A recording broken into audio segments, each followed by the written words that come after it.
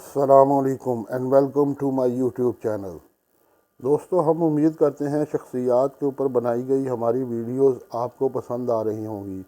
تو آج کی ویڈیو بھی اسی سلسلے کی ایک کڑی ہے۔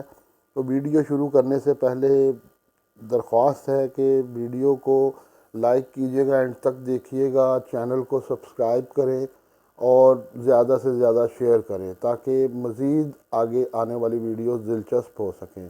تو چلیں اپنی ویڈیو شروع کرتے ہیں۔ تو دوستو، آج جس شخصیت کا ذکر کریں گے وہ اپنے دور میں انقلاب کا ستارہ سمجھا جاتا تھا۔ جی ہاں، ہم بات کر رہے ہیں مائیکل جیکسن کی۔ مائیکل جیکسن آج تک دنیا کا سب سے زیادہ خریدا، سنا اور دیکھا جانے والا گلوکار اور ڈانسر ہے۔ اس کے گانوں کی ویڈیوز دنیا بھر میں 350 ملین کی تعداد سے زیادہ میں فروخت ہو چکی ہیں۔ انسانی زندگی بڑی عجیب منظرناموں سے بھری پڑی ہے۔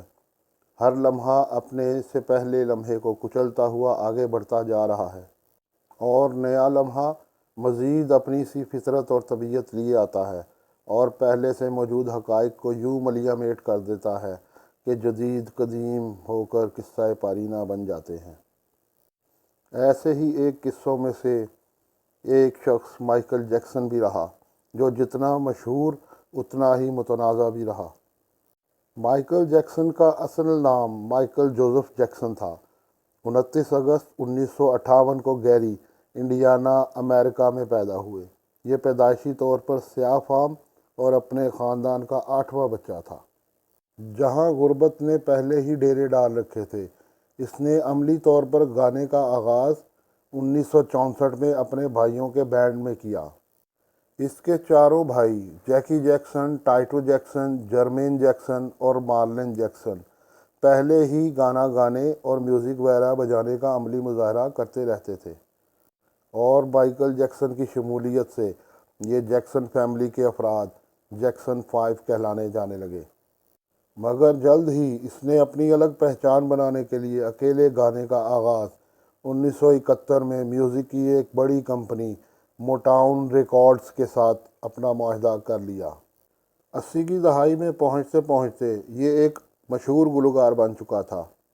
1982 میں پیش کی گئی تھرلر نامی البم، جس میں بلی جینز اور بیٹ اٹ نامی گانے شامل تھے، گانوں نے مائیکل جیکسن کو شہرت کی بلندیوں پر پہنچا دیا۔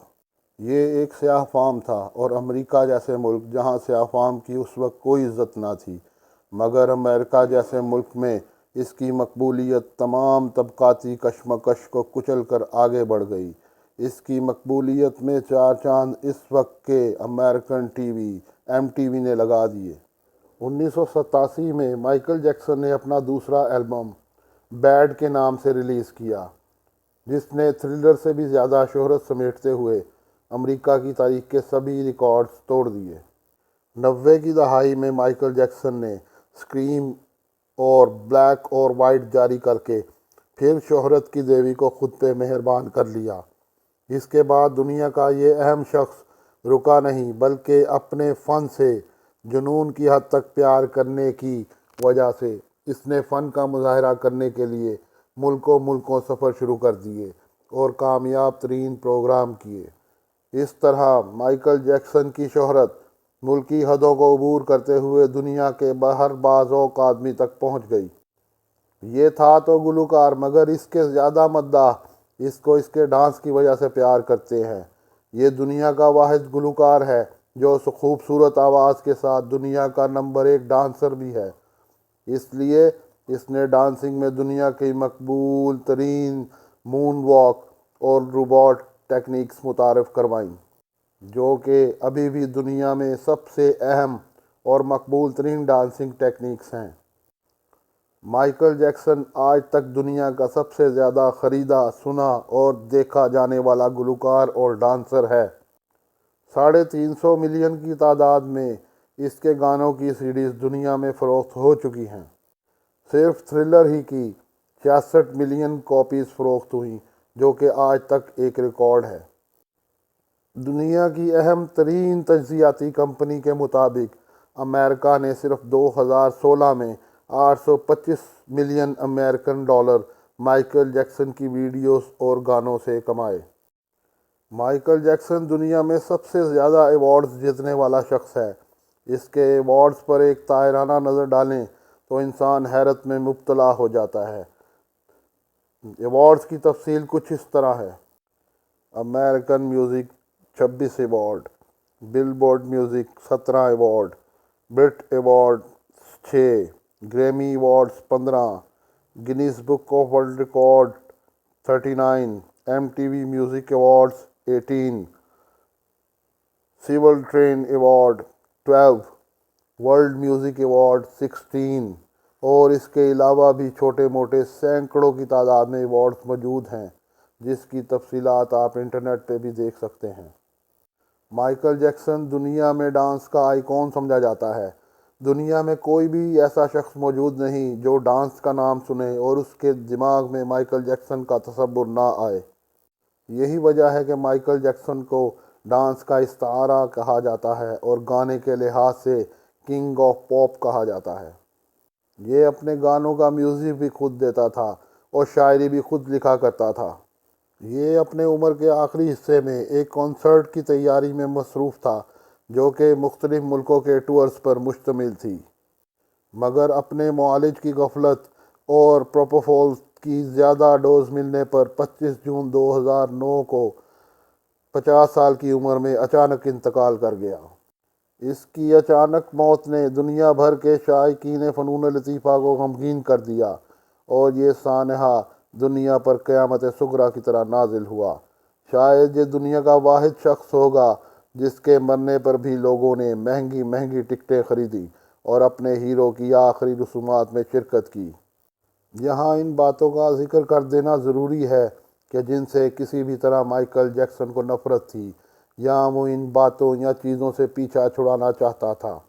ان میں 4 بنیادی باتیں تھیں، باقی تمام باتیں انہی چاروں کے ارد گرد گھومتی تھیں۔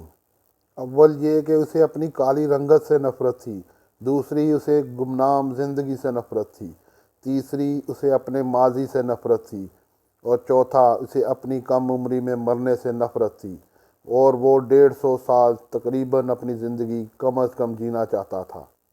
مائیکل جیکسن ایک انقلابی سوچ کا مالک تھا۔ اس نے نہ صرف اپنے نئے نقش بدلوا دیے بلکہ وہ بالکل ہی ایک نیا مائیکل جیکسن بن کر دنیا کے سامنے آیا اور سیاہ رنگت کو ہمیشہ کے لیے خیر بات کہہ کر یعنی انگریزوں جیسے رنگ کا مالک بن بیٹھا۔ ایسا شخصیتی انقلاب نہ مائیکل جیکسن سے پہلے موجود تھا نہ ہی اس کے بعد ابھی تک موجود ہے۔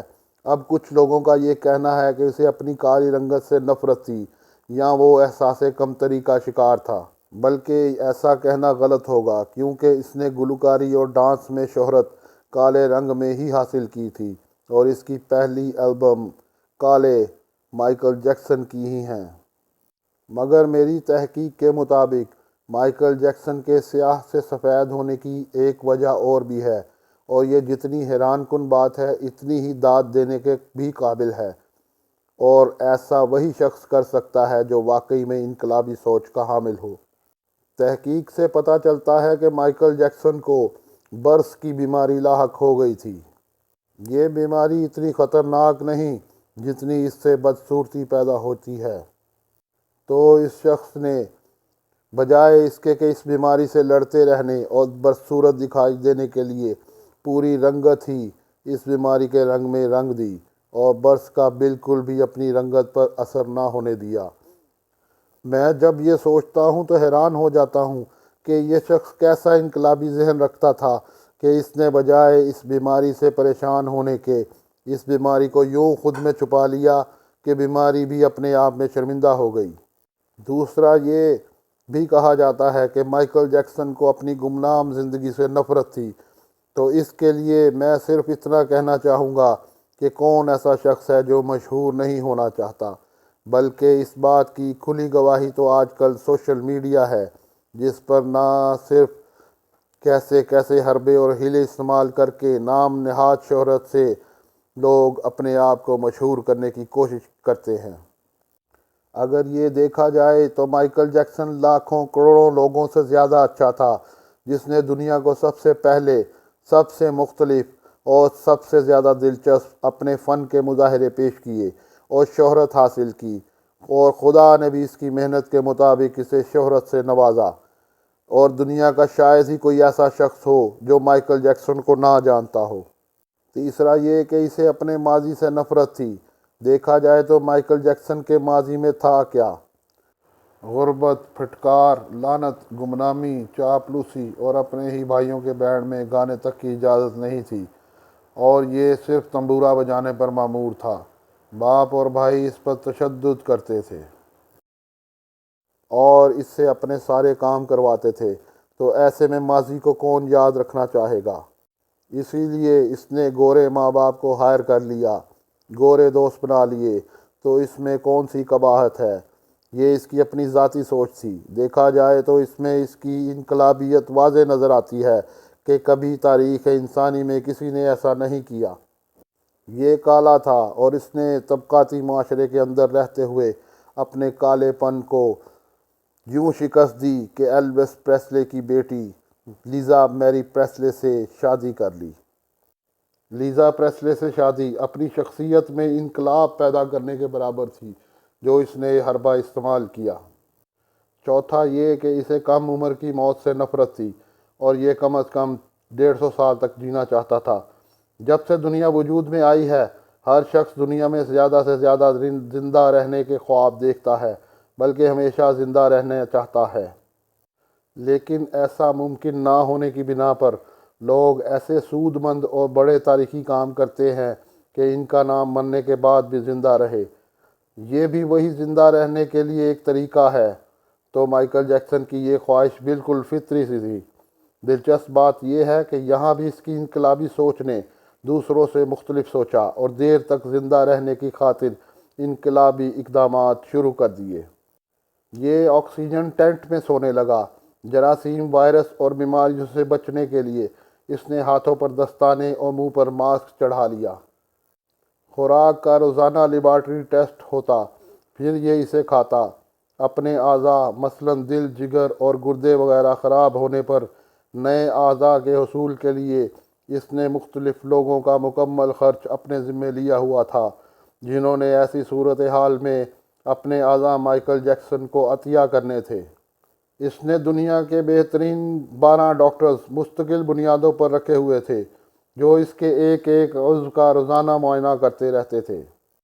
مگر ان سب حربوں کے باوجود مائیکل جیکسن بھی موت سے نہ بچ سکا۔ حالانکہ وہ موت سے فرار نہیں چاہتا تھا، وہ تو صرف لمبی عمر جینا چاہتا تھا۔ یہ اتنی فطری بات ہے کہ ہم روزانہ اپنے بچوں، بڑوں، حتیٰ کہ بوڑھوں کے لیے بھی لمبی عمر کی دعا مانگتے ہیں۔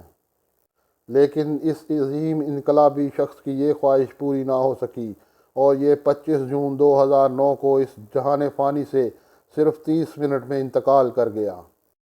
اس عظیم ڈانسر اور گلوکار کی اچانک موت گوگل پر 10 منٹ میں 8 لاکھ لوگوں نے پڑھی، جس کی وجہ سے گوگل کا سرچ انجن بیٹھ گیا، اور گوگل کے مالکان کو پہلی اور اپنی آخری بار صارفین سے 25 منٹ تک معذرت کرنی پڑی۔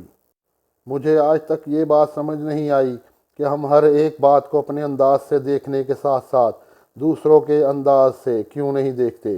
مائیکل جیکسن جس نے اپنی انقلابی سوچ کو عملی شکل دی، ہم اسے کیوں لوگوں سے بہتر نہیں سمجھتے، جو انقلابی باتیں تو کرتے ہیں مگر عمل کر کے نہیں دکھاتے۔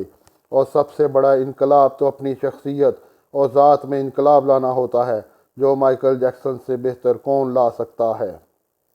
تو دوستو، یہ تھی مائیکل جیکسن کی زندگی کی کہانی، اور اگر ویڈیو پسند آئی ہو تو اسے لائک کیجیے گا، چینل کو سبسکرائب کیجیے گا، اور ویڈیو کو اپنے دوستوں کے ساتھ شیئر کیجیے گا تاکہ آنے والی مزید ویڈیوز دلچسپ ہو سکیں۔ بہت شکریہ۔